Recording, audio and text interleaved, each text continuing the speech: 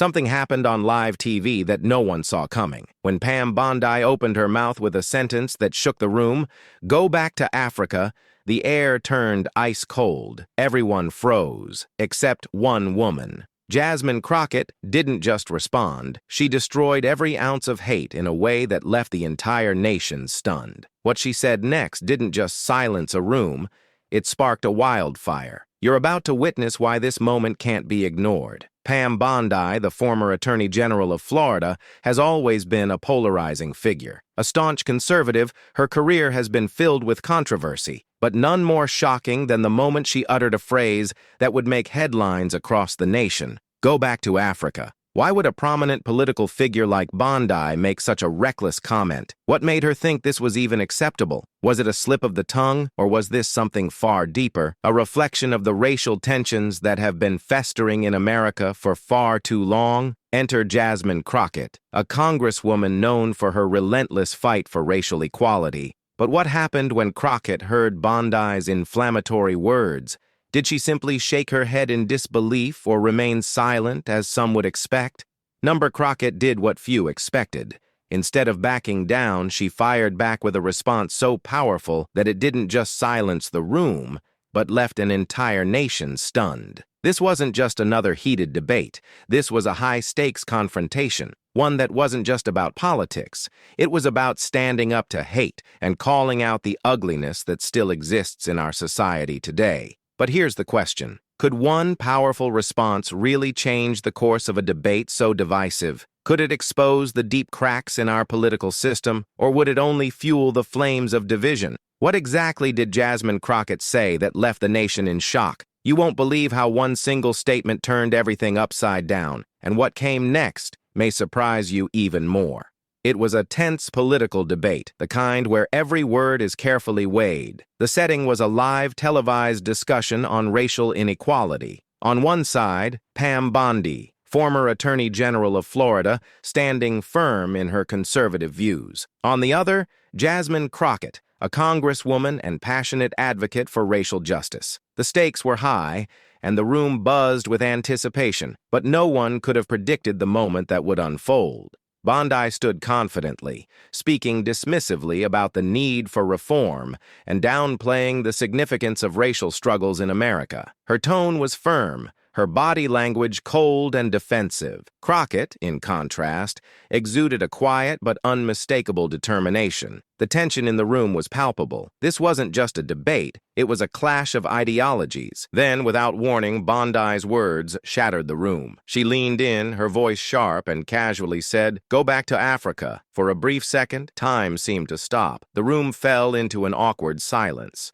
The shock was immediate, as the venom of her words lingered in the air. Everyone froze. The moderators, the audience, even Crockett, who was taken aback by the blatant racism. No one could believe what they had just heard. Bondi, however, continued on with her argument, completely unaware of the chaos she had just unleashed. The room was stunned into silence, and the audience was left in disbelief. The comment was out there, and its weight hung over everyone in the studio. But Crockett didn't flinch. She stood tall, her eyes locked on Bondi, and though the tension in the room was unbearable, she took a deep breath, preparing to respond. The insult was one that couldn't be ignored, but it wasn't going to be met with just silence. The mood in the room shifted from disbelief to anticipation. Bondi had made her move, but the real question was, how would Crockett respond? The clock was ticking, and it was clear that what came next would be a moment the nation would never forget. The moment Pam Bondi's words hung in the air, the room froze. It was a surreal few seconds,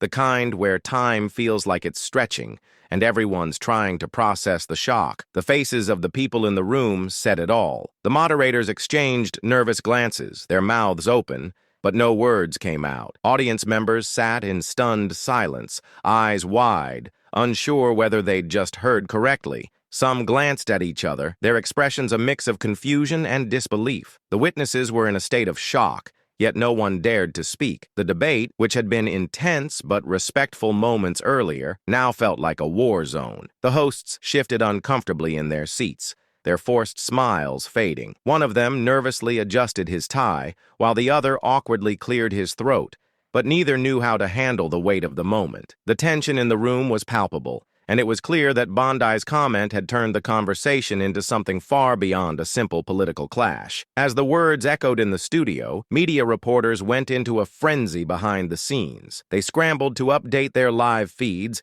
pushing out the news that Bondi had just made an inflammatory racial comment. The phone lines buzzed as news outlets raced to get a statement from her, and political commentators began analyzing her words in real time. The incident had gone viral before anyone could even react, a political earthquake that no one saw coming. Outside the studio, the media reaction was swift. Twitter, as always, was the first to erupt. Within minutes, the hashtag number Bondi backfires started trending. Early tweets flooded in, each one more furious than the last. One user tweeted, "Pam Bondi just told someone to go back to Africa in 2025. How is this still happening?" Another read, "I'm stunned. Bondi just revealed who she really is. Go back to Africa? Shameful." The posts spread like wildfire, accumulating thousands of retweets and replies within minutes. News outlets took to social media, quickly sharing snippets of the incident, and the reaction was overwhelming. News anchors, once composed,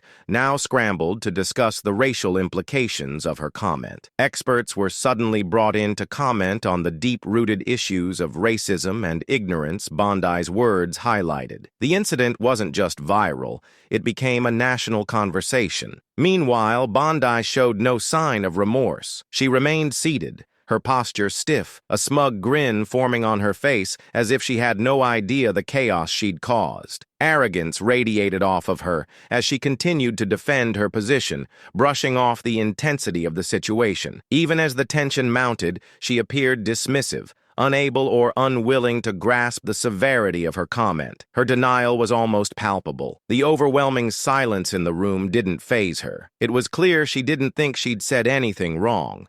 In her eyes, it was just another political point she'd made. No apologies, no self-awareness. But the question everyone was asking, how could she be so oblivious? Her smugness was only making things worse. Jasmine Crockett, on the other hand, sat there quietly, her eyes piercing Bondi with a gaze that said it all. The anger, the disbelief, but most importantly, the resolve to respond. Jasmine Crockett's response was electric. The room had been thick with tension, a heavy silence that followed Pam Bondi's hateful words. But Crockett wasn't about to be intimidated. She took a breath, her body posture strong, exuding a quiet confidence that demanded respect. The way she composed herself in that moment was nothing short of powerful. She wasn't going to shout, and she wasn't going to fall into the trap of reacting in anger. This moment was too important. "I want to make one thing clear," she began, her voice firm and steady. "You don't get to tell me where I belong. You don't get to define my heritage or my culture. I am proud of my African roots, and I will never apologize for it." Her words cut through the air like a blade, leaving no room for doubt. This was a direct challenge to the ignorance in Bondi's words, and Jasmine wasn't backing down. She wasn't just speaking to Bondi, she was speaking to everyone who had ever tried to dismiss the worth and the history of the Black community. "I am proud of my ancestors, the ones who fought, who suffered, who died so that I could be here today," she continued, her voice unwavering. "What you fail to understand, what you so willfully ignore, is that this country wasn't just built by people like you. It was built by people who were taken from Africa, who were stripped of their names, their languages, their lands. And now you're telling us to go back to Africa? Let me ask you, where exactly is that? Where exactly are we supposed to go?" As she spoke, you could feel the weight of history behind every word. She wasn't just defending herself. She was defending the legacy of countless generations who had endured unimaginable hardships. The room was dead silent now, the audience hanging on her every word. This wasn't just about politics. This was about truth. "You want to erase our pain, our history, and our dignity with a comment like that?" she went on. "Well, you can't. We won't let you. Our ancestors fought too hard, and we continue to fight for our right to exist in this country with the same respect as anyone else." Crockett wasn't just delivering a speech. She was making a declaration that Black Americans would no longer be silenced or erased. She wasn't angry, but there was a calm intensity in her voice that made it clear she meant every word. "The fact that you think you can tell us to go back to a place we were forcefully taken from speaks volumes about your ignorance," she added. "But the truth is, we've always been here. This land was built by our sweat and our blood, and you don't get to erase that with your hate." Her voice didn't rise in anger. It simply became more resolute, and with each word, she made her point clearer. She wasn't just addressing Bondi's comment. She was addressing every single individual who had ever made a disparaging remark about the African American community. This is not just about you or me. This is about a country that has tried time and time again to erase the truth, Crockett said. But we won't let that happen. We're not going anywhere, and we're not going to be silent about the injustices we continue to face. We demand the respect we are owed, and we will continue to fight for equality. At this point, Crockett's words were undeniable, each sentence carrying more weight than the last. And then, with the kind of clarity and conviction that left no room for doubt, she delivered her final words, ensuring that no one in the room would forget them. "You don't get to tell us where to go," Crockett concluded. "We've been here long before you, and we'll be here long after you." The impact of Crockett's words was profound. She didn't just respond to Bondi's insult. She elevated the conversation to something greater. She reminded everyone that this wasn't just about one inflammatory remark. It was about a larger history of oppression and the ongoing fight for equality. It wasn't just a defense of herself. It was a defense of an entire community that had long been marginalized. But what made her response truly historic was how she combined calm strength with an unwavering commitment to truth. She didn't yell, she didn't lose her temper. Instead, she used her words to dismantle Bondi's ignorance with intellect and grace. Her tone never wavered, even as the emotion in her words became more intense. This wasn't just about winning an argument. It was about making a statement that would resonate far beyond this moment. By calmly and firmly standing her ground, Crockett showed the world that Black Americans would no longer be silenced. They would not be erased. They would not go back. In the days that followed, Crockett's clapback became the talk of the nation. Media outlets covered it, social media erupted with support, and people from all walks of life applauded her for her strength and wisdom. It was a pivotal moment in the conversation about race in America, a moment where one woman's calm and dignified response shut down racism in a way that was both powerful and lasting. Crockett's response wasn't just a clapback. It was a call to action. She spoke for millions who had been silenced for too long, and by the end of her words, it was clear that the fight for equality wasn't going to stop. Not then, not now, and not ever. Jasmine Crockett's clapback didn't just dominate the moment, it instantly ignited a viral firestorm. Within seconds, the internet exploded with reactions. Hashtags like #CROCKETTCLAPBACKAND,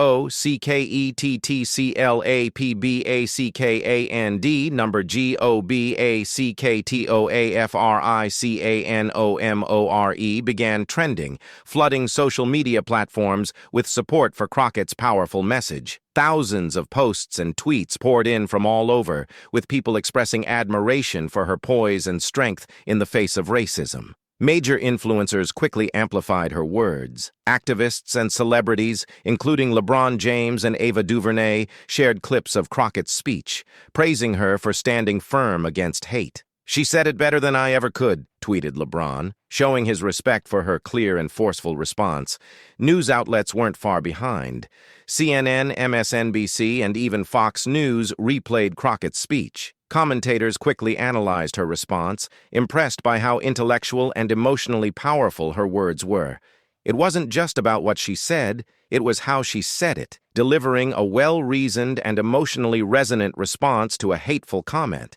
But what really made the moment stand out was the global response. The conversation went far beyond the U.S. From the UK to Brazil to South Africa, people joined the discussion. International news outlets picked up on the story, and social media users across the world expressed solidarity with Crockett. It became a global moment, transcending borders and sparking conversations on racial justice, equality, and dignity. Meanwhile, Pam Bondi faced a massive backlash. Memes and sarcastic posts about her comment flooded social media.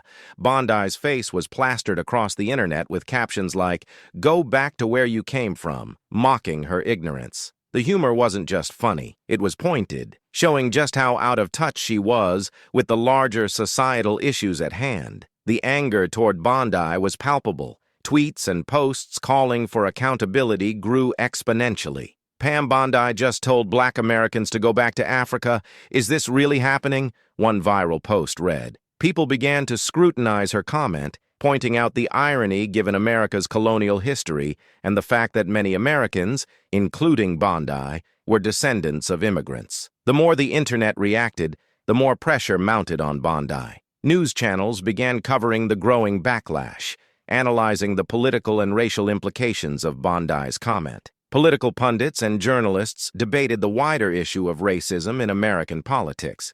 This wasn't just about Bondi, it was about addressing a bigger systemic problem in U.S. culture. Through it all, Crockett's words were gaining strength. Her message resonated not just because it was a clever response, but because it struck at the heart of a nation's racial history. She didn't just defend herself. She represented an entire community that had been marginalized for too long. Crockett's clapback wasn't just about shutting down a racist insult. It was about speaking truth to power. Her words became a rallying cry for respect, dignity, and equality. People across the world rallied behind her, turning her response into a movement. The viral explosion didn't slow down. It wasn't just about likes and retweets. It was about creating a moment that demanded attention. Jasmine Crockett's message was clear. Racism and ignorance couldn't be allowed to stand. The internet had spoken, and it was loud and clear. In just a matter of hours, the conversation around Bondi and Crockett had shifted. Bondi's name was smeared across the internet, while Crockett's words were shared and admired by thousands. The backlash against Bondi wasn't just a fleeting moment. It was a statement of solidarity and change that wouldn't be forgotten anytime soon. Crockett had become a voice of resistance, showing that racism couldn't be tolerated and that truth could pierce through hate. And in that moment, the world listened. The aftermath of the confrontation was swift and profound. Jasmine Crockett, once a rising star in Texas politics, catapulted onto the national and international stage.